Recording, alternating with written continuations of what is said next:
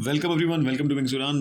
दोस्तों, आप सब में से बहुत सारे लोगों ने फॉरेस्टर का एग्ज़ाम भरा हुआ है और बहुत देर से ये एग्ज़ाम जो है कोर्ट कचहरी में फंसा हुआ था और इसका सिलेबस भी नहीं आया था। बहुत देर से इंतज़ार भी कर रहे थे और इसका कोर्ट केस डिस्पोज ऑफ होने के बाद फिर से किसी ने दोबारा इसके लिए कोर्ट केस फाइल कर दिया था। लेकिन जेकेएसएसबी ने इस एग्ज़ाम का सिलेबस रिलीज़ कर दिया है, तो क्या हम ये मान सकते हैं कि एग्ज़ाम जल्द होने वाला है? I hope so. तो सिलेबस की वजह से इसके कोई कोर्स भी नहीं लॉन्च हो पा रहे थे और ना ही आप लोग ढंग से पढ़ पा रहे थे। तो आज मैं आपको बताता हूँ, सिलेबस आ चुका है। इसका सिलेबस के बारे में डिस्कशन करेंगे। आप में से जो लोग भी चैनल पर नए हैं, don't forget to subscribe the channel. इस चैनल पे हम हर अपडेट सबसे पहले आप तक पहुँचाने की कोशिश करते हैं।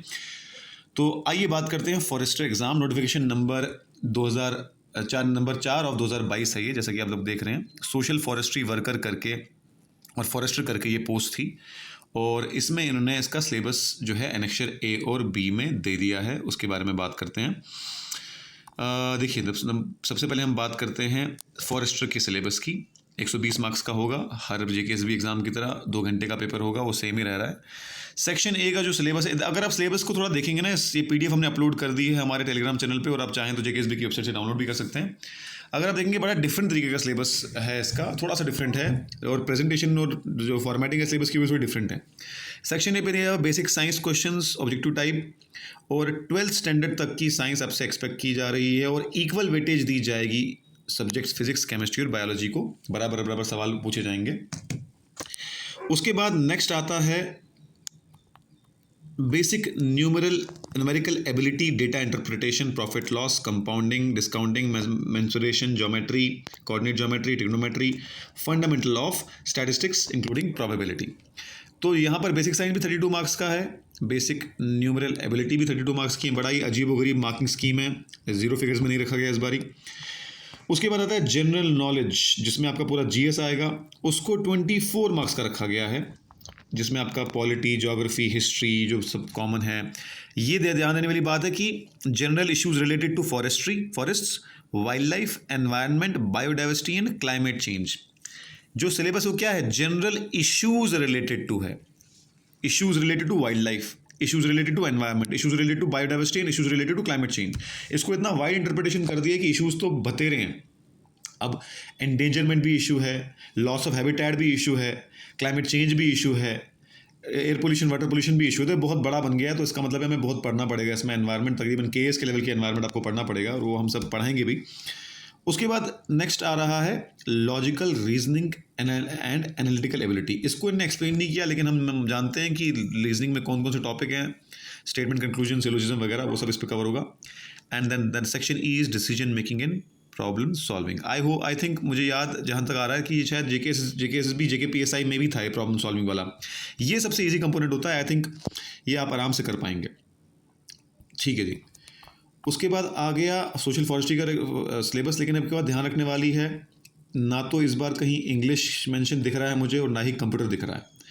तो ये बहुत ही डिफरेंट किस्म का एग्ज़ाम है, ना इन्होंने इसमें इंग्लिश का रखा ना कंप्यूटर का रखा, तो एक डिफरेंट एग्ज़ाम है और मुझे लगता है कंपेरेटिवली थोड़ा बहुत इसको कवर करना आसान है, क्योंकि बहुत ही वेल डिफाइंड सिलेबस है, सिवाय एनवायरनमेंट और बाकी के बहुत वेल डिफाइंड सिलेबस है। सो एक अच्छा एग्ज़ाम हो सकता है, अच्छा आप सोल्यूशन इसमें अच्छे मार्क्स आप ला सकते हो। अब बात करते हैं सोशल फॉरेस्ट्री वर्कर का सिलेबस की। तो सबसे पहले बेसिक मैथ्स, अगेन 32 मार्क्स का। क्या है, परसेंटेज, एवरेज, टाइम, डिस्टेंस वगैरह। बेसिक रीजनिंग क्या है, analogies, relationship, figure out, one out, direction sense और फिगर सीरीज, विन डायग्राम वगैरह। उसके बाद क्या है, जस्ट अ सेकेंड, हाँ, उसके बाद क्या है, then there is basic English. यहाँ पर इंग्लिश है फॉरेस्ट्री में, और फिर है जनरल अवेयरनेस। ठीक, and then there is nothing else. 4 component ही, ये भी 120 मार्क्स के हैं। तो ये आप देख सकते हैं कि it's very different syllabus from other. यहाँ पर भी कंप्यूटर मिसिंग है, दोनों में से कंप्यूटर निकाल दिया गया है। सो ये सिलेबस है, डाउनलोड कर सकते हैं आप। और अगर आप यहाँ की डेट देखेंगे तो डेट भी आपको दिख जाएगी कि डेट है 30/10/2023, आज ही की डेट है जो आज रिलीज़ किया गया है सिलेबस। तो तैयार कर लीजिए और जल्दी ही हम इस कंपोनेंट पे लेक्चर सीरीज यूट्यूब पे भी शुरू कर देंगे और साथ ही साथ इसका कोर्स भी लॉन्च कर देंगे, ताकि इस डिफरेंट एग्ज़ाम को थोड़ा बहुत डिफरेंट अप्रोच से लेकर लेना पड़ेगा। जो बाकी अप्रोच थी एग्ज़ाम की, वो अप्रोच नहीं चलेगी। यहाँ पे डिफरेंट अप्रोच होगा, नया सिलेबस, नया चीज़ रिकॉर्ड होगी, डेली बेसिस पे नए लेक्चर रिकॉर्ड होंगे, जो कोई पुराने रिकॉर्डेड लेक्चर नहीं दिए जाएंगे आपको।